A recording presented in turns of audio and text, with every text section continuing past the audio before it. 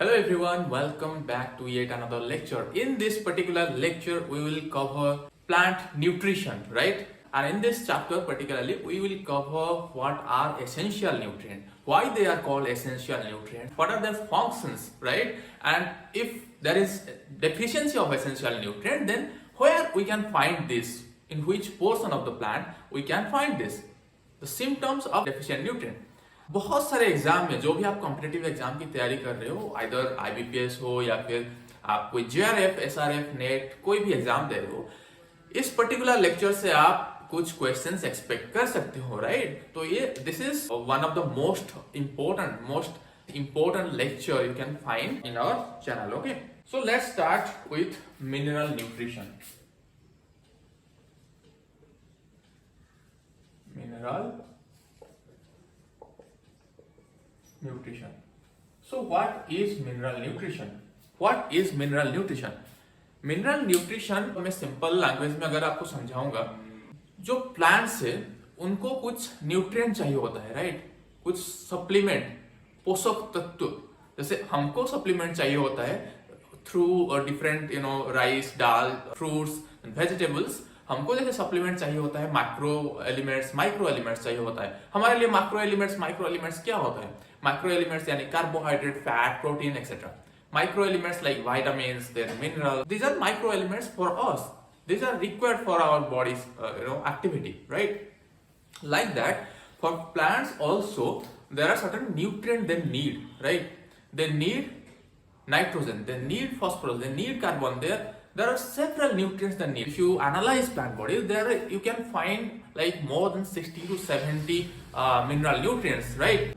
Mineral nutrition यानी plant कैसे mineral nutrient को अपटेक करता है, प्लांट उसको कैसे अपने बॉडी में असिमिलेट करता है, राइट? अपटेक कैसे करता है, how it uptakes and how it assimilates. Assimilates यानी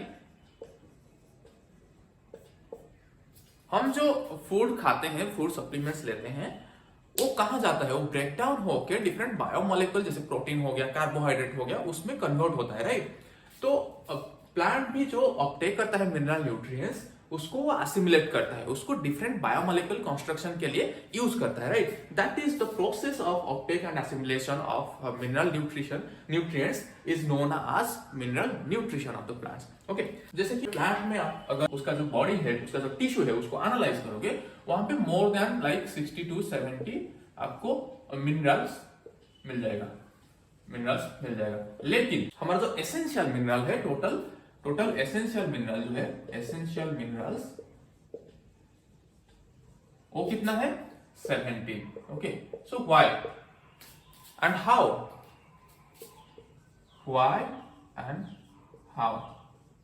How there are 17 essential minerals? Why not 60 to 70? Because these are classified, these are grouped based on essentiality principles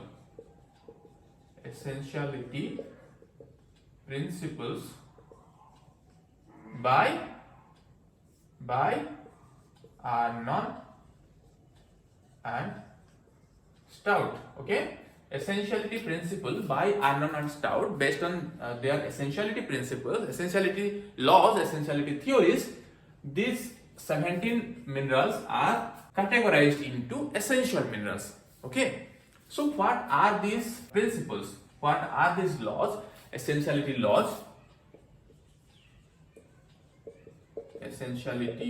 laws based on which these are grouped into this 17 essential nutrients. Okay, so what are these essentiality laws? First one is plants cannot complete its life cycle, its vegetative or reproductive life cycle, without the presence of these minerals. Okay, this particular minerals जो कि हम essential mineral बोलते हैं, उनका with the absence of these minerals, plant cannot complete its vegetative and reproductive life cycle. Okay, this is the first principle. And second principle is the deficiency of that particular nutrient. The deficiency of that particular nutrient cannot be fulfilled by any other nutrient. Okay, the deficiency of the essential nutrient cannot be fulfilled or compensated by other nutrient. Okay, this was the second principle. And third principle is the nutrient, the essential nutrient, what we call, that has direct involvement in the metabolism of the plant. The nutrient has direct involvement in the metabolism of plant. Okay, so these are three essentiality principles. अगर कोई nutrient ये तीनों essentiality principal को validate करता है तो उसको consider किया जाता है एसेंशियल न्यूट्रिएंट में, राइट? तो there are 17 essential nutrient by different scientist. Okay, so there are 17 essential nutrients. So latest one is nickel. इसको 1987 में एसेंशियलिटी इसका प्रूफ किया था, एसेंशियलिटी प्रिंसिपल, तो उसको ऐड किया गया था. 17 एसेंशियल न्यूट्रिएंट्स, राइट? अगर क्वेश्चन पूछा जाता है कि how many essential nutrients are there, then you have to answer 17. अगर क्वेश्चन पूछा जाता है कि how many essential mineral nutrients are there, then you have to answer 14. Why? Mineral nutrients, अगर क्वेश्चन पूछा जाएगा how many mineral nutrients are there which are essential for plant, then you have to answer 14. Okay, तो 14 के बाद जो carbon, hydrogen and oxygen है, total 17 हो गया. Carbon, hydrogen and oxygen, they are not considered as mineral nutrients because they are uptaken by plant from atmosphere and through water. Okay, water से हमको hydrogen and oxygen मिल जाएगा, then atmosphere से भी oxygen मिल जाएगा, and carbon is assimilated by carbon dioxide, obtaining the carbon dioxide from atmosphere. So they are not considered as mineral nutrient. बाकी जो 14 है उनको बोला जाता है मिनरल न्यूट्रिएंट्स. ओके, क्योंकि वो मिनरल वेदरिंग होके सॉइल सॉल्यूशन से थ्रू ट्रांसपिरेशन पूल वो अपटेक होता है. तो what we have covered there are like 17 essential nutrients based on essentiality principle, essentiality criteria by Arnon and Stout. What are the essentiality criteria? First one is absence of that particular essential nutrient, a plant cannot complete its vegetative and reproductive life cycle. Then second one is deficiency of the essential nutrient cannot be fulfilled by any other nutrient. Then third one is the particular nutrient has direct involvement in the plant metabolism, right? So these are essentiality principles. So the first principle is universal, the first law is universal. बाकी में कुछ कुछ deviation पाया जाता है.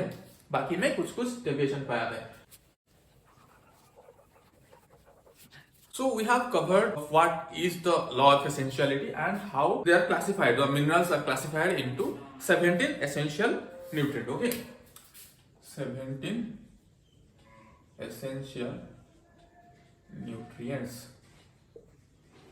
Again, these 17 essential nutrients again classified as basic nutrients, basic or structural nutrients, then mineral nutrients. Okay, so basic में क्या क्या आ गया?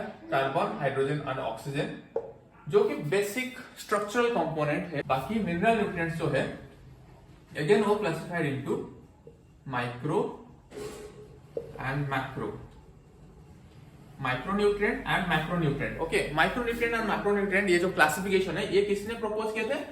लूमिस एंड सॉल ने इसको प्रपोज किए थे based on their presence in plant body. Okay, so अगर जो न्यूट्रिएंट है लेस देन 100 ppm पाया जाता है प्लांट टिश्यू में, उसको बोला जाता है micronutrient. Okay, and macronutrient more than 1000 ppm अगर कोई भी न्यूट्रिएंट मिलता है प्लांट बॉडी में टिश्यू में, तो फिर उसको बोला जाता है मैक्रो न्यूट्रिएंट। ओके, ये लूमिस एंड सॉल ने इसको क्लासिफाई किए थे, राइट। तो बेसिक न्यूट्रिएंट जो कार्बन, हाइड्रोजन एंड ऑक्सीजन बोलते हैं, इसको क्यों बोलते हैं बेसिक? क्योंकि जो कार्बन है ये अराउंड प्लांट बॉडी में 45% पाया जाता है। जो कॉन्स्टिट्यूएंट है, डिफरेंट बायोमोलिकुलर कॉन्स्टिट्यूएंट है प्लांट में, only carbon contribute 45%, again oxygen contribute another 45%, okay, and hydrogen contribute around 6%. तो टोटल कितना हो गया? 96 to 97%, अराउंड 96% जो है constituted by carbon, hydrogen and oxygen. कोई भी आप बायोमोलिक्यूल उठा दो, उसका जो स्ट्रक्चर देख लो, उसमें carbon, hydrogen, oxygen you can find must, okay, because they are the basic nutrient and they are the constituent of different biomolecules. So इनको बोला था basic nutrient and structural nutrient, and these are micro and macronutrient. So what are the macronutrient? Macronutrients are again classified into primary and secondary. Okay, primary में क्या क्या आता है? N, P, K. Secondary में calcium, magnesium, sulfur. Micronutrient comes to micronutrient. What are the micronutrient? They are found less than 100 ppm in plant body. And what are they? Iron, manganese, zinc, copper, boron, molybdenum, nickel. और कौन सी miss कर रहे हैं? 3, 3, 6, 7, 13, 16. Okay, another is chlorine. Okay, so these are micronutrients. Okay, iron, manganese, zinc, copper, boron, molybdenum, nickel, chlorine. Okay, remember these are micronutrients. These are found in lesser quantity, but they are very significant. If there is deficiency of micronutrient occurs, then also yield and growth will hamper. Right? क्या है mineral nutrition? That is the uptake and assimilation of nutrients. Okay, assimilation. So how plant uptake the nutrient? How plant uptake the nutrient? By 3 forms. Okay, okay. First uptake is broadly classified into active uptake,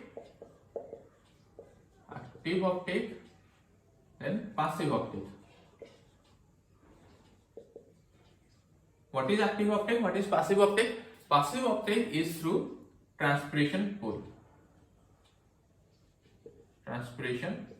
Okay, active uptake is by using metabolic energy. So generally जो Uptake होता है plant में nutrient का, वो through transpiration pull होता है, यानी passive uptake होता है। मैक्सिमम टाइम पासिव अपटेक होता है and active uptake is limited. Okay, again plant root जब अपटेक करता है mineral nutrient, that is through 3 different forms. One is mass flow, diffusion, root interception. ये क्या है? मास फ्लो जब ट्रांसपिरेशन पूल होता है, ट्रांसपिरेशन पूल यानी एक डिफ्यूजन प्रेशर डेफिसिट ग्रेडियंट जो है वो प्लांट में क्रिएट होता है, क्योंकि जो वाटर का पोटेंशियल है, वाटर कहां से कहां फ्लो होता है?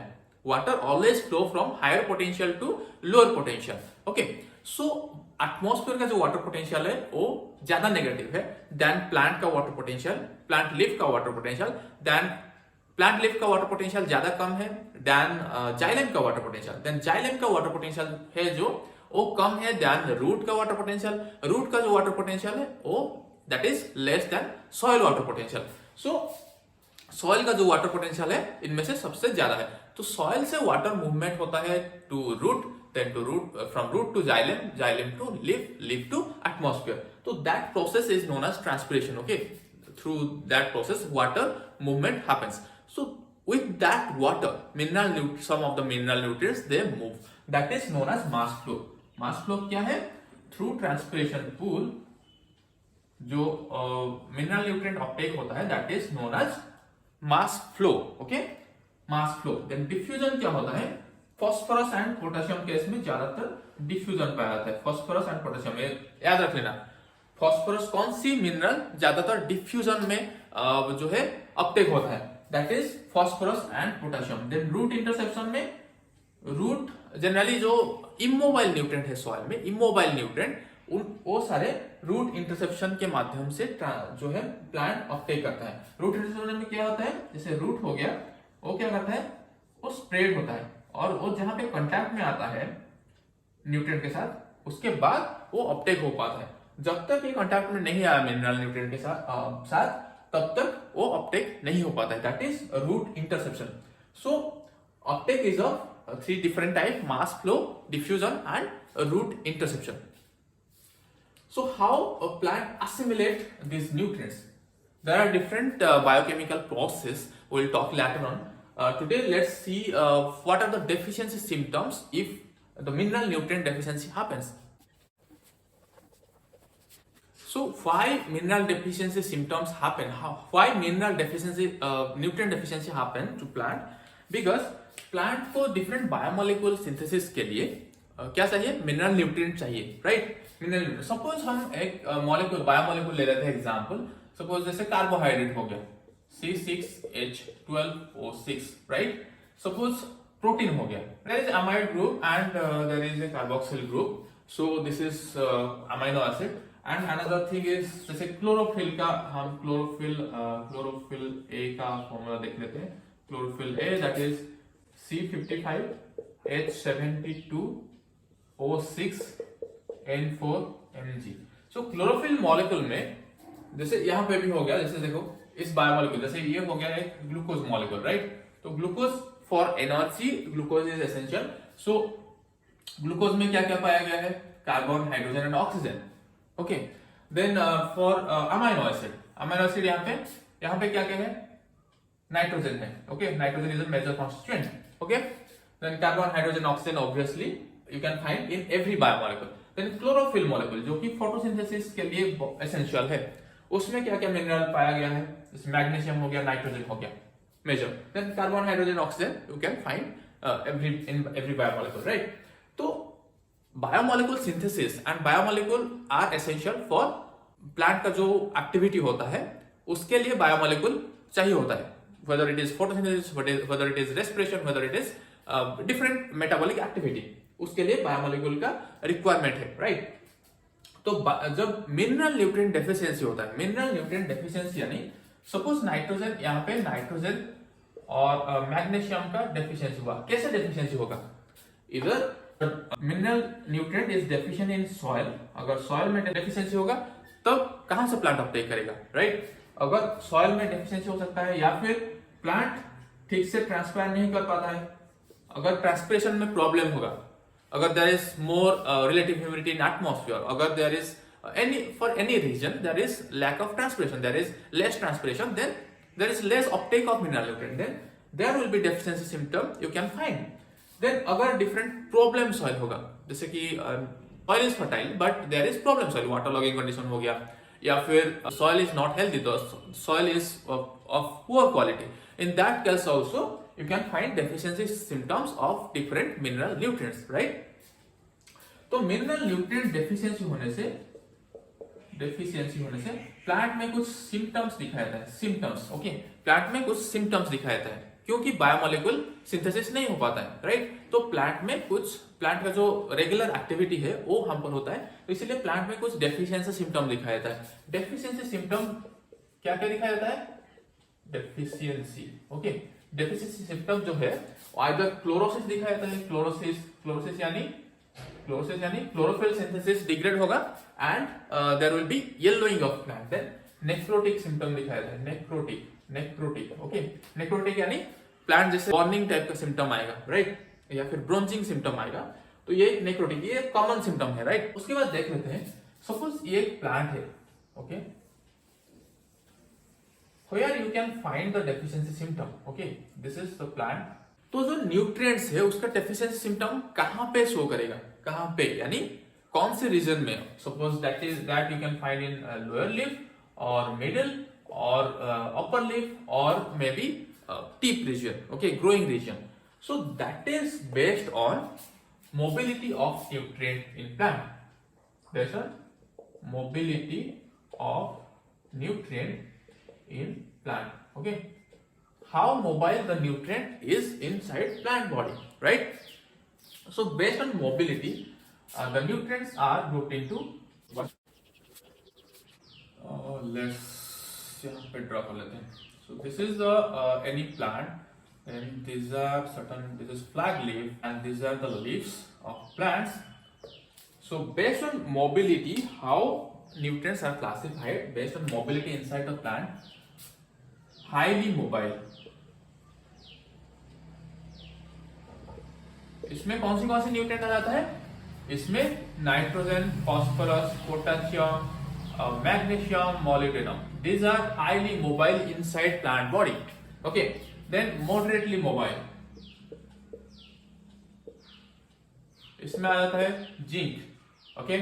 Then less mobile. उसमें आ जाता है copper, iron, sulphur, manganese. Okay.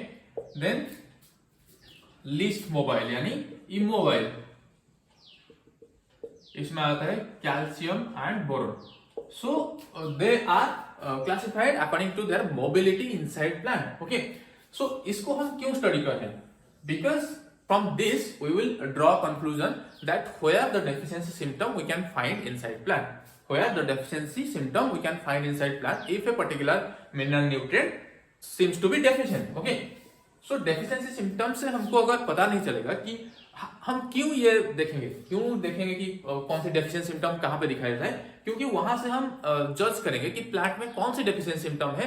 उसके द्वारा क्या होगा, हम उस न्यूट्रिएंट को फुलफिल कर सकते हैं, आइदर थ्रू फॉलियर न्यूट्रिशन और थ्रू सॉइल बेस्ड न्यूट्रिशन उसको फुलफिल कर सकते हैं, या फिर प्लांट में अगर कुछ प्रॉब्लम है उसको हम आइडेंटिफाई कर सकते हैं या फिर उसको रिक्लेम कर सकते हैं. राइट. तो अगर कोई न्यूट्रिएंट इमोबाइल है तो वो इजीली ट्रांसलोकेट नहीं हो पा रहा है अपर रीजन में. Remember, this is very important. अगर कोई न्यूट्रिएंट इमोबाइल है वो प्लांट का अपर रीजन को पहुंच नहीं पाएगा. इसलिए जो इमोबाइल न्यूट्रिएंट है उसका जो डेफिशिएंसी सिम्टम है वो जनरली टीप रीजन में, बॉड रीजन में या फिर टीप रीजन में दिखाया जाता है. अपर जहां पे ग्रोइंग रीजन है वहां पे दिखाया जाता है, क्योंकि वहां तक पहुंच नहीं पाता है. राइट. सो कौन सी मिनरल न्यूट्रिएंट का जो डेफिशिएंसी है वो टीप रीजन में दिखाया जाता है, वो है calcium and boron. Okay. Calcium and boron bud region में या फिर टीप रीजन में ये दिखाई देता है. Then comes to less mobile nutrient. Less mobile nutrient में copper, iron, sulphur and manganese आते हैं. इनका जो डेफिशिएंसी है वो अपर लिप्स में दिखाई देता है. कहां पे? Upper leaves. Okay. Upper leaves में. Right. Then moderately mobile is zinc. इनका जो deficiency both upper and lower lip दिखाया जाता है. Then highly mobile they are NPK, magnesium, molybdenum.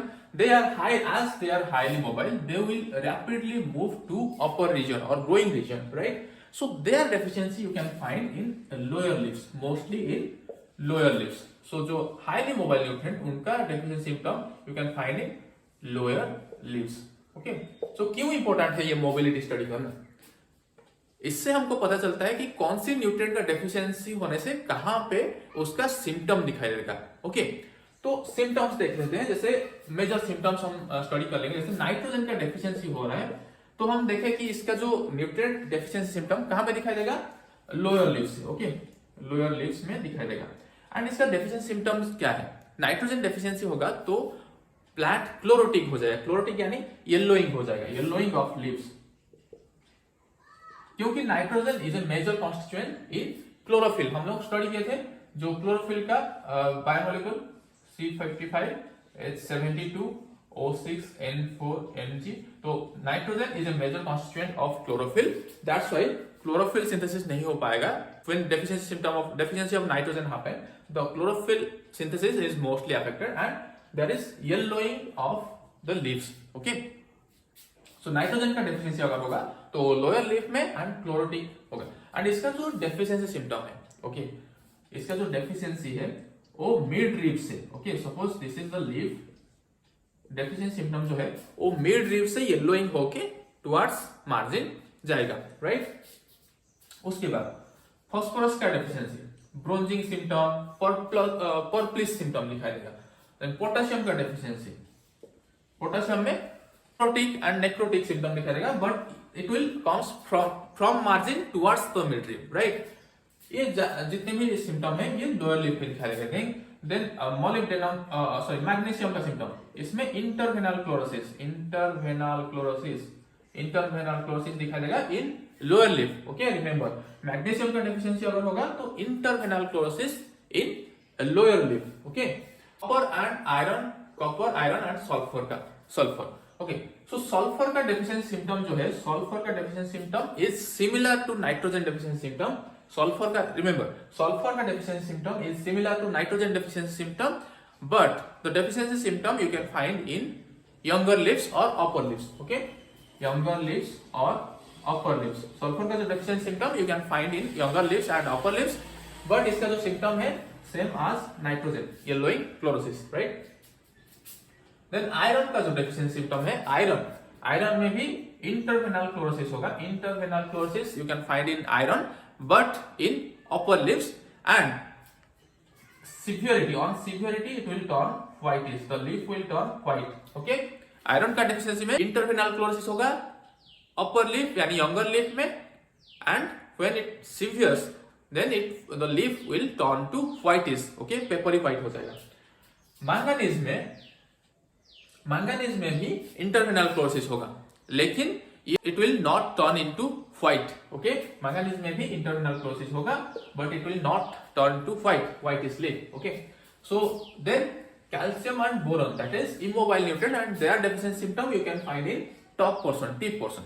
So remember, boron का जो deficiency symptom होगा वो टिप में, बॉड में, from base, B से base. Okay, जो टिप रीजन है वो बोरॉन का डेफिशिएंसी पहले बेस से स्टार्ट होगा एंड टुवर्ड्स अपर रीजन जाएगा। तब क्या होगा, बेस से अगर स्टार्ट हुआ तो फिर बेस में ड्राई हो जाएगा एंड ये जो टिप पोर्शन है वो ऐसे झुक जाएगा। तो ये है बोरॉन का डेफिशिएंसी सिम्टम। देन कैल्शियम का क्या होगा, कैल्शियम में टॉप से जो ड्राइनेस होगा, सूख जाएगा जो बॉड, वो टॉप से होगा, राइट? रिमेंबर ये this is the distinct characteristics. Calcium में टीप में डेफिशिएंसी सिम्टम पाया जाएगा और वो अपर रीजन से लोअर रीजन तक आएगा, लेकिन बोरॉन में बी से बेस से वो अपर रीजन तक जाएगा। So these are certain deficiency symptoms you can find in plant and these are being asked in different competitive exams, so you have to prepare like this. So in this particular lecture we have covered what are the essentiality principles, what are the essential nutrients, how they are classified into macro basic nutrients, primary secondary nutrients, and what are their deficiency, how plant uptake them, what are the mechanism of nutrient uptake, and what are the deficiency symptoms in plants, okay, according to mobility of the nutrients, right? If you are getting any type of benefits from our content, then you must subscribe to our channel and you must share our channel info with your friends and with your juniors so that they will also get benefited. So see you in the next lecture. Till then, bye bye, have a great day.